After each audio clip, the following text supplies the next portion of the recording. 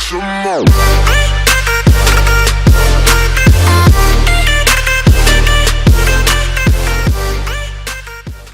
Yo, what's good, people? Izzy Max here, back again with another MDL match. This match is going to be Hub versus Toxic. Looking at the teams here, you see that this is the first time I think she's brought Alolan and Ninetales. Bisharp's here just to kind of scare the Intimidates from Hitmontop and the Stoutland. Also, you see here that Toxic is bringing the Sandcore with the Charizard. Also bringing the new pickup in Stoutland. Also with the Gastrodon and the Meowstic. So without further ado, let's go ahead and get started. Of course, this is pre-recorded, sped up, just so we could do post-com. And you see that she is looking at leading Cinderace and Togetic, but kind of opts out of it and goes for the Urshifu Cinderace lead. Kind of interesting, but you'll see here that she tries making a big play turn one that just doesn't end up hashing out. So we see the Charizard Meowstic lead. I do know she was super afraid of the Meowstic for Thunder Wave. So this is why this turn one kind of went the way it did. Almost wanting to U-turn, probably into the Meowstic slot, but decides to Surging Strike into the Charizard. As we do see the Gastrodon actually switching in. So this was kind of where this play, or this lead, kind of went awry. Didn't really do what she wanted it to do. So Cinderace is going to protect here. And you're going to see the Surging Strikes because Urshifu is Scarfed go into the Gastrodon because of Storm Drain. And this actually go into the Cinderace. And this is kind of just the downfall of Game 1. As I'm talking, you already know that she did not win Game 1, which is kind of to be expected after a turn 1 like that. So props to him. Props to Toxic for making that play. But as you'll see, this game does go to 3. In the next game, she doesn't really let him do that. So here, out of desperation, she is just going to max the Cinderace and try to get off as much damage as possible. Cinderace is such a threat. This is not G-Max Cinderace because this was supposed to hopefully set the sun for the Venusaur in the late turns. But we do see the Airstream come out. Going to be able to do a good chunk to the Charizard. Also, I'm just going to preface this now by saying the Meowstic doesn't have T-Wave. That switch kind of let her know that it didn't have T-Wave, which is kind of huge. So here the Earth Power goes into Ninetales. Ninetales takes the Wildfire hit. And now it's just kind of... Cinderace was really the big answer to Charizard. And it kind of went down super early. So there isn't really a way for her to get back into this. So now she's just kind of scouting for items. Figure out what things are. What things have. So there's the... Probably Protect. Oh, okay, no. We're just going to straight up attack. Probably because the Venusaur is Focus Sash. So there's the Blizzard, maybe hoping for a freeze, not going to get it. And there's the Wildfire into the Venusaur, as it does hang on with the Focus Sash. And the Sludge Bomb there knocks out the Charizard. Again, like I said, just trying to figure out what items, what things are, how they take hits. Ninetales goes down there to the Earth Power, and Venusaur dies to the Hail. So, weird thing is, even though Toxic won this match, theoretically he only got 2 kills. So, Excadrill comes out here, and this is huge. This is actually a really big item confirmation here, because Urshifu is Scarfed as well. So, it should go first, but we see that the Excadrill does, so we know that the Excadrill is Scarfed. Urshifu, of course, knocks out the Excadrill. And I am just going to speed up because Gastrodon ends up knocking out the Urshifu. So here in Game 2, she is doing the Cinderace Togetic lead. We do see the Charizard and Meowstic, same as usual.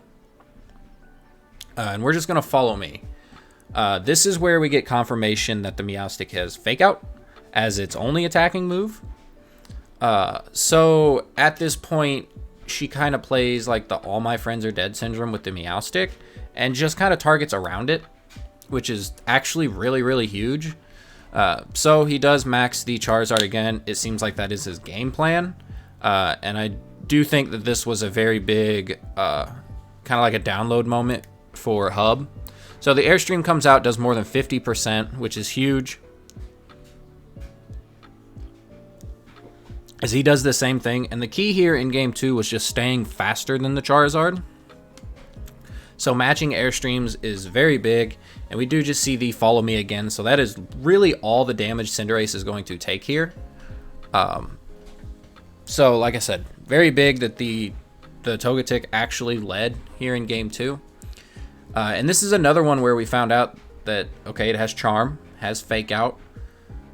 We're getting really low on the options that this Meowstic is actually going to have. Knowing that we're following me and it's not like T-Wave or Light Screens kind of led her to believe that the Meowstic didn't have it, which is just good play on her end, as we see just another Charm come out here. And Cinderace is, of course, faster than the Charizard, so it is going to knock it out with another Airstream. Charizard goes down. Cinderace is now +2, guaranteed going to be faster than the Excadrill. And this is just a very, I guess, kind of in one corner after the Charizard went down. So Powerball is going to come out here, and then we're just follow me again. If the Excadrill wants to click Earthquake and do damage to Meowstic, that's fine. It's really just a win-win here. Powerball comes out and is going to completely obliterate this Excadrill. And we see Helping Hand now. So we know that Screens, T-Wave, completely off the table. So it's Charm, Fake Out, Helping Hand, Blank. And if it's not carrying Reflect or Light Screen, it's probably not carrying T-Wave. So here comes the Follow Me once again. There comes another Charm, so Togetic's not doing any physical damage, but the Powerball comes out here. Gonna do about half to the Meowstic. Cinderace is at 8, and then we see the Scald come out there into the Togetic. She is saving Differential here by switching out the Cinderace and not letting it die to its own Life Orb. So Cinderace comes out here into the Venusaur, and she kind of knew that she had Game 2 on lock.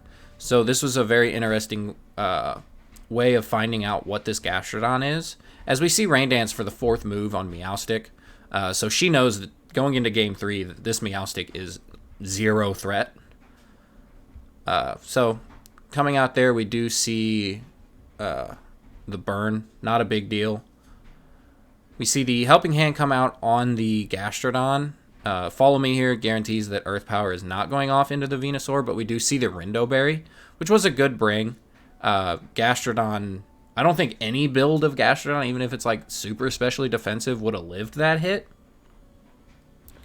So out comes the Urshifu, and like I said, this game is pretty much done. A U-turn knocks out the Meowstic. Energy Ball here knocks out the Gastrodon.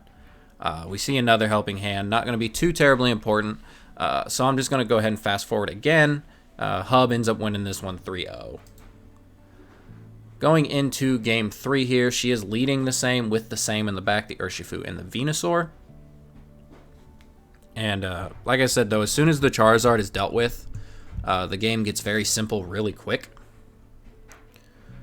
So here, we know that the Excadrill is Scarfed.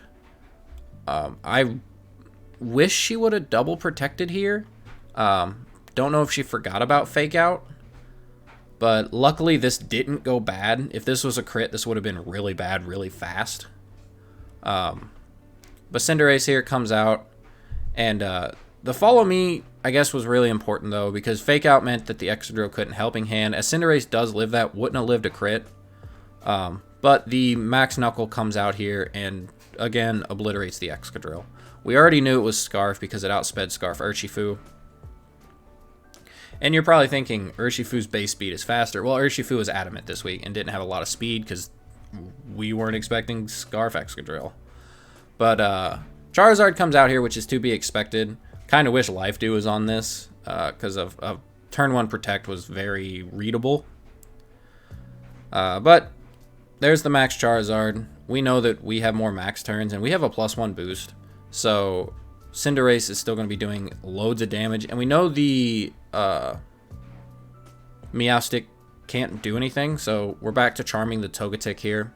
Airstream, of course, goes into the Protect. But Cinderace is now a flying type, if that mattered. Here, one more Airstream will guarantee that the Cinderace is still faster than the Charizard. So there's the helping hand. Again, it's whatever. The Follow Me comes out, Airstream hits the Charizard, and if the Togetic would have helping hand, the Cinderace this was actually ended up killing, which is interesting. Wildfire comes out, and it doesn't kill the Togetic, but it will. Cinderace lives, Togetic ends up going down here, but that is really no big deal. Urshifu ends up coming out from the back, and this was kind of a bait play, which is kind of interesting. So we knew for a fact Gastrodon's gonna be coming out here. You can't lock yourself into Surging Strikes. That's kind of, you know, you can't do it. So Iron Head is honestly the best play possible, so you're not lowering your own stats. So Iron Head, Pyro Ball should knock out the Charizard. They are both faster than the Charizard because it has not been able to set up an Airstream. So Pyro Ball comes out here, knocks out the Charizard, and Cinderace dies to its own Life Orb. Kind of unfortunate for differential, but it's whatever. Iron Head comes out, not doing too much to the Gastrodon, but that is a resisted hit. And out comes the Focus Sash Venusaur. You can kind of see where this one's going. Gastrodon really doesn't have anything to hit the Venusaur with. I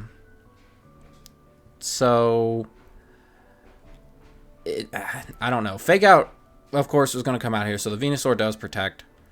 Iron Head comes out. We do now see that the Rocky Helmet was on the Meowstic, so that's kind of important, as the Wildfire is still chipping away, and there goes the Focus Sash.